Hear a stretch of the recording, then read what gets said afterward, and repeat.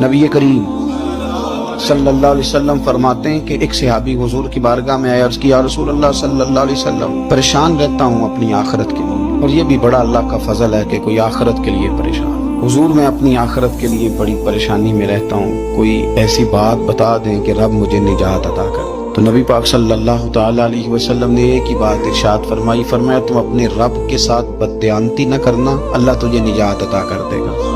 अर्ज की, या रसूल अल्लाह सल्लल्लाहु अलैहि वसल्लम, अल्लाह के साथ बददयानती और खयानत क्या है? लोगों के साथ तो मामला समझ में आता है कि किसी ने कोई रकम रखवाई, कोई ड्यूटी दी, कोई जिम्मा लगाया, पूरा न किया तो बददयानती हो।